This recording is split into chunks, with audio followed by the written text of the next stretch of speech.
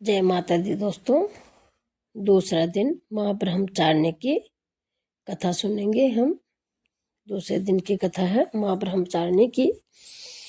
तो बहुत समय पहले हिमालय पर्वत के राजा हिमवान और उनकी पत्नी मैना देवी के घर एक अत्यंत ही सुंदर और तेजस्वी कन्या का जन्म हुआ। तो इस बालिका का नाम रखा गया पार्वती। तो बचपन से ही पार्वती का मन सांसारिक खेलों में कम और भगवान की भक्ति में अधिक लगता था।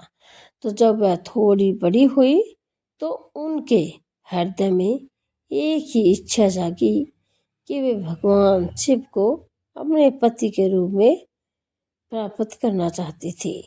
यह इच्छा कोई साधारण नहीं थी, क्योंकि भगवान शिव एक विरक्त योगी, भस्मधारी और संसार से दूर रहने वाले देव माने जाते थे।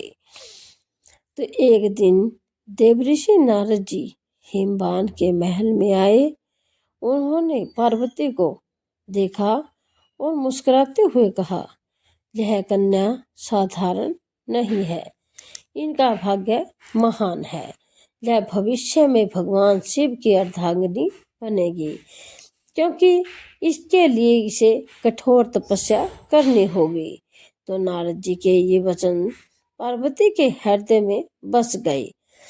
तो उन्होंने उसी क्षण निश्चय कर लिया कि वे भगवान शिव को पाने के लिए कठिन से कठिन तप करेंगे। तो माता ने तपस्या की शुरुआत की। तो एक दिन माता पार्वती ने अपना माता पिता से अनुमति ली और वन की ओर प्रस्थान किया। वहां उन्होंने एकांत स्थान पर बैठकर भगवान शिव का ध्यान करना शुरू किया। और शुरुआत में उन्होंने केवल फल और फूल खाकर अपना जीवन बिताया, लेकिन समय बीतता गया और उनकी तपस्या और भी कठोर होती गई। तो उन्होंने अन्न का त्याग कर दिया और वे केवल जल पर रहने लगी। तो फिर एक समय ऐसा आया जब उन्होंने जल को भी छोड़ दिया और केवल सूखे पत्तों पर जीवन बिताने लगी। लेकिन उनका संकल्प इतना दृढ़ था कि उन्होंने पत्तों का भी त्याग कर दिया। इस कारण उन्हें अपर्णा कहा जाने लगा, अर्थात वह जिनके पत्तों तक का भी त्याग कर दिया। ऋतुएं बदलती रही, कभी तेज धूप, कभी कड़ाके की ठंड, तो कभी मूसलाधार वर्षा, लेकिन पार्वती अडिग रही। उनका शरीर कमजोर होता गया, पर उनकी भक्ति और भी प्रबल होती गई। परीक्षा की घड़ी। तो माता पार्वती की इस कठिन तपस्या से तीनों लोकों में हलचल मच गई। तो देवता, ऋषि, मुनि सभी उनकी साधना को देखकर चकित थे। तब भगवान शिव ने उनकी परीक्षा लेने का निश्चय किया। वे एक साधु का रूप धारण कर पार्वती के सामने प्रकट हुए और बोले कि हे देवी, तुम जिस भगवान शिव को पाने के लिए इतनी कठिन तपस्या कर रही हो, वह तो एक अघोरी है। उनके पास न धन है, न महल है, न भवन। तुम एक राजकुमारी होकर उनके बारे में क्यों सोच रही हो?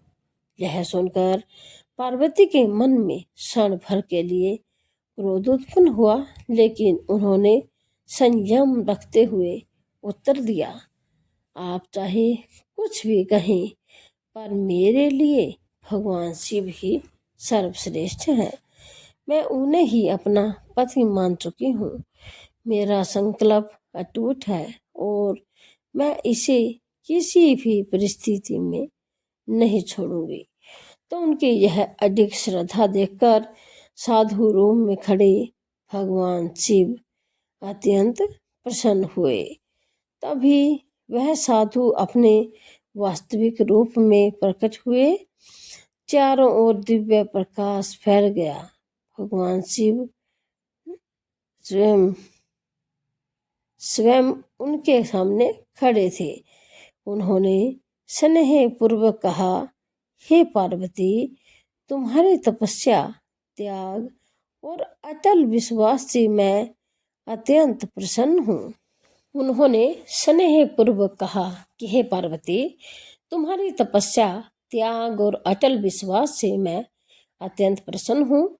तुमने जो संकल्प लिया था उसे पूर्ण किया। मैं तुम्हें अपनी अर्धांगिनी के रूप में स्वीकार करता हूँ। तो पार्वती के चेहरे पर आनंद और शांति की एक अद्भुत झलक दिखाई दी। तो उनकी वर्षों की तपस्या सफल हो गई। तो पार्वती का यही तपस्विनी रूप माँ ब्रह्मचारिणी के रूप से पूजित हुआ। यह सब रूप हमें सिखाता है कि जीवन में कोई भी लक्ष्य कठिन नहीं होता। यदि हमारे पास दृढ़ संकल्प, धैर्य और सच्ची भक्ति हो तो माँ ब्रह्मचारिणी का जीवन एक प्रेरणा है। कठिनाइयों से घबराना नहीं चाहिए। सच्चे मन से किया गया प्रयास कभी व्यर्थ नहीं जाता। धैर्य और संयम ही सफलता की कुंजी है। तो इस कथा का संदेश क्या है, जानिए। इस कथा से हमें यह शिक्षा मिलती है कि अगर हम अपने लक्ष्य के प्रति पूरी निष्ठा और विश्वास के साथ प्रयास करें तो कोई भी बाधा हमें रोक नहीं सकती। और माँ ब्रह्मचारिणी हमें सिखाती है कि तप और त्याग से ही महानता प्राप्त होती है। सच्ची भक्ति में अपार शक्ति होती है। अधिक संकल्प से असंभव भी संभव हो जाता है। कि जो भक्त नवरात्रि के दूसरे दिन माँ ब्रह्मचारिणी की श्रद्धा से पूजा करता है और इस कथा को भावपूर्वक सुनता या पढ़ता है, उनके जीवन में सुख, शांति और सफलता का वास होता है। तो बोलिए जय माता दी। ऐसी ही धार्मिक और पौराणिक कथा कहानियों के लिए आप हमारे चैनल से जुड़े रहे। आप इसे शेयर जरूर से जरूर करें ताकि आप सबकी हमारे ऊपर कृपा बनी रहे। माता की आप